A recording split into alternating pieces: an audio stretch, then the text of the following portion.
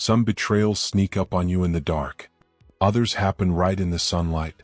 On a day so ordinary, so warm, so perfect, you'd never believe it was about to rewrite your entire life. Roy Cole never believed a single afternoon could betray him. Not on a lazy summer day. Not in the comfort of his own backyard, the one place he thought life couldn't surprise him in the worst way. At 38, working as a petroleum engineer in Austin, Texas, Roy felt his life was a well-built structure. Steady, predictable, safe. A roomy house in a quiet neighborhood. A 12-year marriage to Heather, the girl he once swore felt like home. And a brother-deep bond with his best friend Trevor, solid enough that Roy trusted him like blood. But the thing about structures, even the strongest ones, is that they rarely collapse out of nowhere. There are always hidden fractures, silent shifts, tiny warning signs you don't notice, until the whole thing caves in. So before you decide what kind of story this is, a betrayal, a disaster, a wake-up call, stay with me. Because what Roy discovered that afternoon didn't just shake his marriage. It tore open a truth he never wanted to see, and exposed just how quickly the life you trust can turn against you in a single, unforgiving moment. Trevor wasn't just a friend. He was the friend. The guy who stood next to Roy at the wedding altar. The man who brought Roy's favorite snacks to the hospital when a mountain biking accident left him with a broken leg. The one who had the spare keys, knew the Wi-Fi password, and could walk into the Cole home without knocking because everyone trusted him that much. Their friendship began in college. 3 years of sharing rent, ramen, and late-night exams. And even after life scattered them into careers and marriages, they kept an unbroken tradition: football every Sunday without fail. Trevor married Mary 9 years back, and their families blended so naturally that holidays were automatically joint events. Sometimes they even vacationed together. The kids treated one another like cousins. Heather, at 35, was the heartbeat of that social circle, an extroverted marketing manager with bright energy and a magnetic laugh. She had the gift of making every gathering feel effortlessly alive.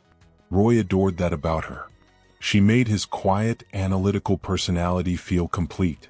She handled the invitations, the birthday reminders, the group chats, the social glue. And Trevor was always right there in the mix.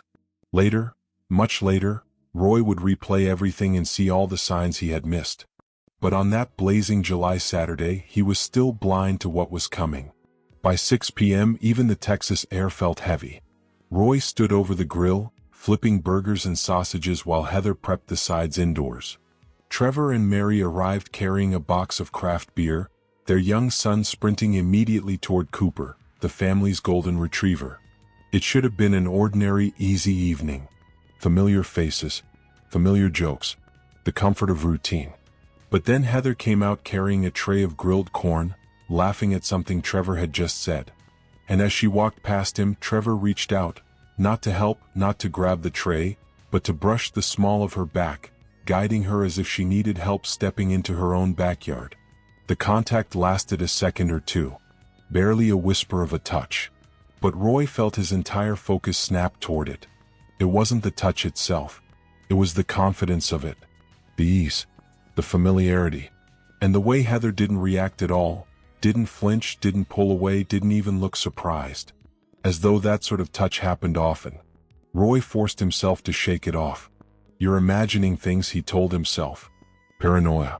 Trevor was practically family. Why would he even think twice? But as the evening went on, small details began to click in unsettling ways. Heather laughed at Trevor's jokes with a tilt of the head, a very specific one, exposing her neck, a gesture Roy remembered from their early dating days. A gesture she hadn't used with him in years, yet here it was surfacing effortlessly for Trevor. A chill crept into Roy's stomach. He kept grilling, but his eyes tracked their movements. Trevor handed Heather a beer, and their fingers lingered a moment longer than politeness required. She leaned in, whispered something Roy couldn't hear, and Trevor's response wasn't his usual wide grin. It was smaller, softer, almost secretive. Like they were sharing something no one else could see. The rest of the barbecue blurred. Roy smiled when appropriate, laughed when expected, but inside he was taking mental photographs of everything. How Heather anticipated Trevor's burger order without asking, how they moved around each other in the kitchen like dance partners who'd practiced. How Trevor placed a deliberate hand on Heather's shoulder when he passed behind her.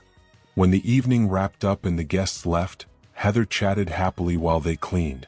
She gushed about Trevor's funny story at work, how great the night had been. Roy nodded, offering muted smiles while his stomach twisted into knots. Later that night, with Heather asleep beside him, Roy stared at the ceiling, replaying the last few months in his mind, seeing new patterns and old memories. Heather had recently started going to the gym early. Very early. 6 in the morning, 3 times a week. And she'd mentioned, casually, repeatedly, that she kept running into Trevor there. Did Trevor even work out that early? Roy had no idea. He never thought to ask. And then there was the airport situation 2 weeks earlier. Heather volunteered to pick Trevor up because Mary was busy with their son. At the time, Roy found it thoughtful. Now it felt convenient. She knew things about Trevor that Roy never shared. The big client he'd landed, the exact whiskey brand he loved, the promotion he was waiting on. How did she know that? When had she learned these things? By Monday morning, Roy woke with a sense of resolve colder than steel. He could ignore discomfort. He could rationalize away jealousy. But he could not live with doubt. During lunch, he called a number a coworker had once mentioned during a messy divorce. Marcus Reeves, a quiet, sharp private investigator whose office sat in a small corner building in downtown Austin. Roy explained everything plainly, listing events like variables in an engineering report. Marcus listened without judgment. "How long do you think this has been going on?" the investigator asked. Roy swallowed. "I don't even know if anything is going on. Maybe I'm overreacting." Marcus shook his head.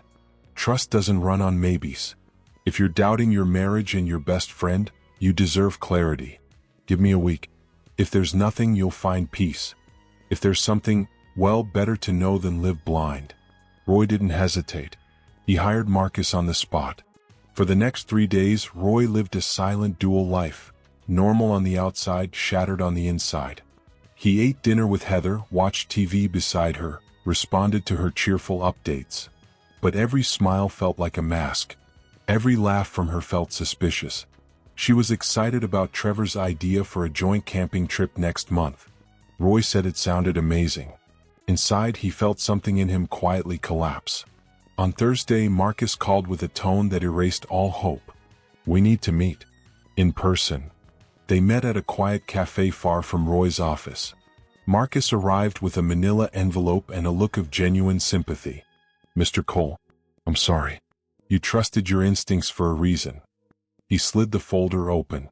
The first photo showed Heather and Trevor checking into a cheap roadside motel with peeling paint and fading neon signs. A place people chose only when they wanted to disappear unnoticed. And in that single frozen moment, Roy's entire world, marriage, friendship, home, fractured all at once. The second photo hit Roy harder than the first. It showed Heather and Trevor pressed together in the motel parking lot, kissing, deeply, unmistakably, intimately. Not a moment of confusion. Not a misunderstanding. This was a relationship, a hidden one, nurtured quietly behind his back. Roy felt as if the world had folded in on itself. His hands shook as he flipped through the rest of the folder. There was Trevor leaving Roy's own house on an afternoon when Roy was supposed to be at a Dallas conference. A trip he'd cut short without warning. There were pictures of Heather and Trevor at a restaurant nearly an hour away, sitting on the same side of the booth, their bodies angled inward in a closeness reserved for lovers, not friends. Then came the motel shots. Again and again. Far too many to excuse or explain away. Marcus slid a typed report across the table, his voice low and steady. "I spoke with the staff quietly. They know them. Your friend has been reserving the same room for 8 months. Always Wednesdays. Always cash. 8 months. The words dropped like lead inside Roy's chest. 8 months of betrayal disguised as business meetings. 8 months of Heather kissing him goodbye before slipping into someone else's arms. 8 months of Trevor, his so-called brother, drinking Roy's beer and playing with his dog, acting like nothing was happening while living a double life with Roy's wife. Roy couldn't breathe. He thanked Marcus only out of habit, paid the retainer with a shaky signature, and drove with no destination for hours. just steering through Austin's streets in a fog, trying to grasp how fast a life can fall apart. When he finally stepped back into his home that evening, he found Heather in the kitchen, humming lightly as she stirred a pot on the stove. She turned with a bright smile. "Hey love, how was your day?" Roy didn't answer immediately. He simply looked at her, really looked at her, and felt as though he were staring at a stranger wearing the face of someone he once trusted more than anyone. "It was interesting," he finally said. "Very interesting." She didn't notice the sharpness in his tone. She went on talking about work stress, a difficult client, and, ironically, how Trevor had sent another funny meme in the WhatsApp group. Roy nodded, outwardly calm, each word she spoke cutting deeper into the wound. That night, after she drifted off to sleep, Roy lay awake, cold clarity taking shape in his mind. He was an engineer. His whole career revolved around solving complex systems. And now he had a new system to dismantle, quietly, methodically, completely. He wouldn't scream. He wouldn't cry. He wouldn't plead. He would design an ending so absolute that neither of them would forget it. By Friday morning, he had already contacted a top-tier divorce attorney, someone a colleague once described as the shark you hire when you want to sink the other side. After securing his plan, Roy made another difficult call, one he knew would send another life crashing down. He phoned Mary. They met at a small cafe. She arrived cheerful, expecting a casual catch-up. Roy slid a few carefully selected photos across the table. Not the most graphic ones, he wasn't cruel, but enough to reveal the truth. Mary's smile collapsed instantly. Tears rushed to her eyes as she covered her mouth with both hands. "Oh, I'm so sorry, Mary," Roy said softly, "but you deserve the truth." Later that day, Roy set the stage for the confrontation he knew had to happen. He invited Heather, Trevor, and Mary to a surprise celebration dinner, telling each of them something different so none would suspect the real reason. Saturday night arrived. When they stepped inside the house and saw Roy waiting in silence, they knew something was wrong. The dining table was set, not with plates or food, but with dozens of large printed photos scattered like cards in a deck of devastation. Heather froze when her eyes landed on the first image. Her face turned ghost white. Trevor instinctively moved toward the door, but Roy stepped in his path, calm yet unmovable. "Sit down. Both of you." Mary quietly took a seat, tears streaming down her face, staring at her husband with a hatred she didn't know she was capable of feeling. Heather began rambling, her voice cracking. "Roy, I swear, we can explain. It was a mistake. It was." 8 months, Roy interrupted, his voice colder than she'd ever heard. 8 months of weekly mistakes in cheap motels. 8 months of lies while I worked to pay for this home, this life. And the funniest part? I trusted you. I trusted both of you more than anyone.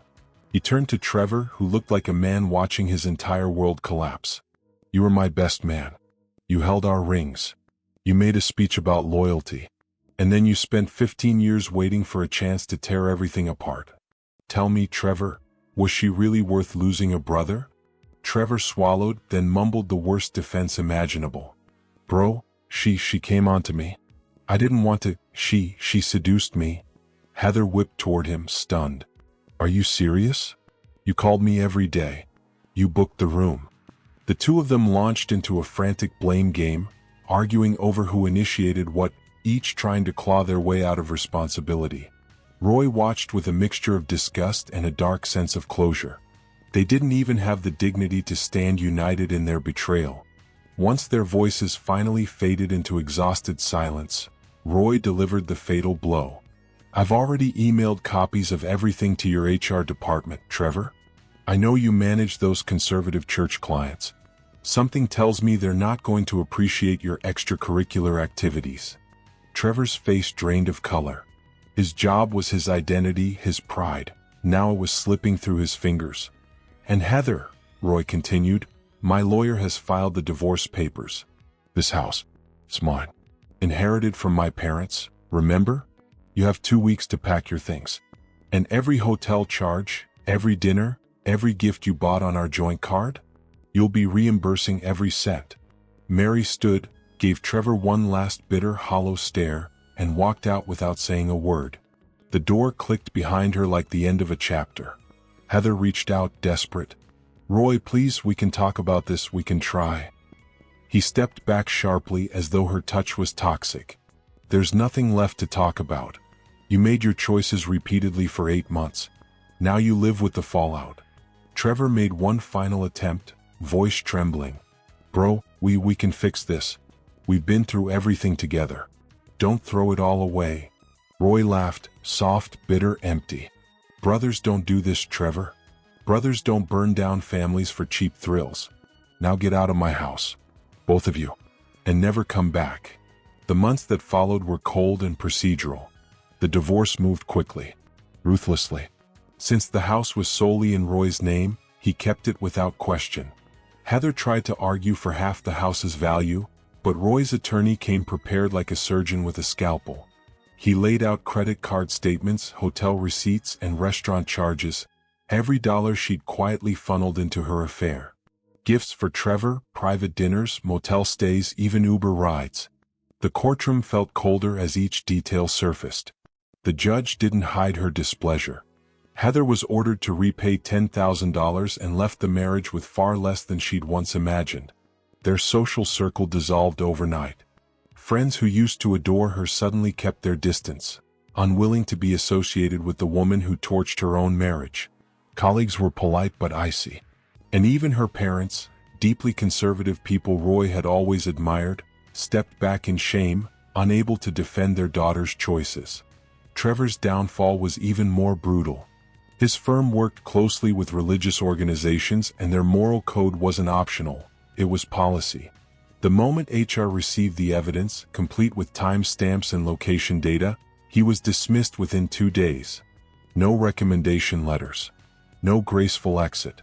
Just a ruined reputation echoing through an industry that valued integrity above skill. Mary filed for divorce immediately. With undeniable proof of adultery, she walked away with primary custody of their son, strong alimony terms, and full community sympathy. Trevor, drowning in legal bills, was forced to sell his house. Within 6 months, he was living in a cramped apartment across town, scraping by at a low-paying IT support job, far removed from the confident man he once pretended to be. Heather tried her own form of rebuilding, but Austin wasn't forgiving. In professional circles, your name mattered, and hers became a warning. Clients canceled meetings. Her company, wanting to sidestep drama, quietly moved her to a lower role with fewer responsibilities. Eventually, she resigned and took a position at a small startup with a significantly smaller paycheck. Dating wasn't any kinder. Men learned about her past, and interest faded instantly. Stress crept into her life and settled deep. She put on weight, developed relentless insomnia, and the bright, polished woman who once walked into rooms with effortless confidence now struggled to meet her own reflection without flinching. Meanwhile, Roy rebuilt his life one thoughtful step at a time. He adopted a second dog to keep Cooper company. He renovated the house, filling it with warmth instead of memories. Work became a refuge, and his dedication earned him a promotion. He even started therapy, not out of weakness but because he wanted to make sense of the betrayal instead of letting it harden him.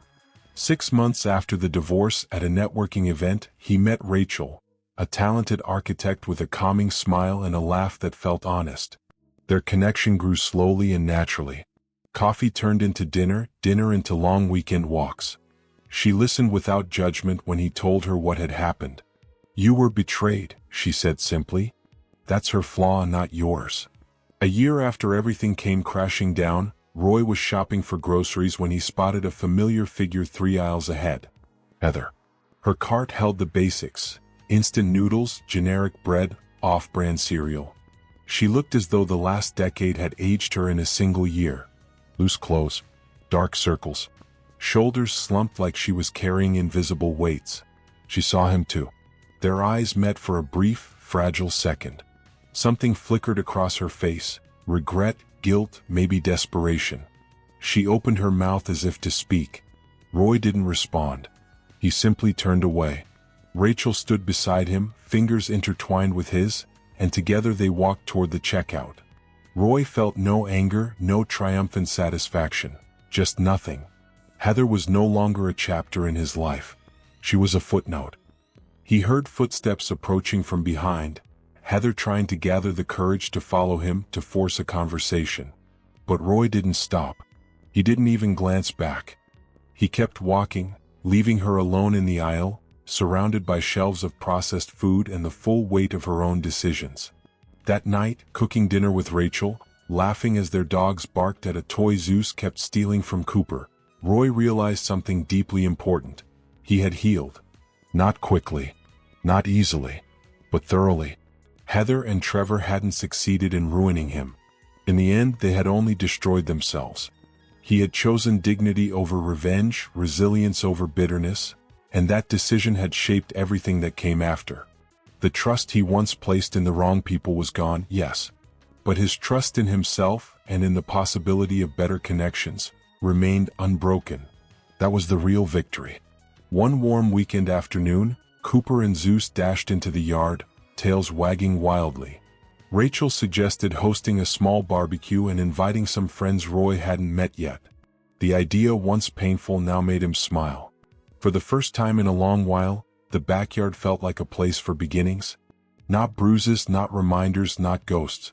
As Rachel laughed at one of Zeus's ridiculous antics, Roy felt something unexpected settle over him. Gratitude. Not for the betrayal, but for the clarity it forced into his life. Heather and Trevor had delivered one of the harshest lessons life could offer, wrapped in the ugliest packaging imaginable. But that pain had sharpened his vision, revealing who belonged in his future, and who never should have been there at all. Months later, mutual acquaintances mentioned that Trevor had left the state, trying to piece together a life shattered by his own choices. Heather was still in Austin, but dimmed, a faded echo in circles where she once sparkled. Neither of them found the happiness they had traded everything for. Because happiness built on deception is nothing more than temporary glitter. Pretty at first, but doomed to flake away. They exchanged solid gold for painted bronze. And when the paint peeled back, all that remained was emptiness. Roy, though, you found something real. Something honest.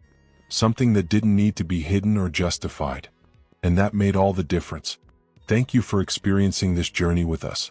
If this story resonated, make sure to subscribe to Dark Infidelity Stories, where every betrayal unveils a truth and every ending teaches a lesson. Don't forget to like, share, and turn on notifications so you never miss another story from the dark side of love, loyalty, and consequences. We'll see you in the next one.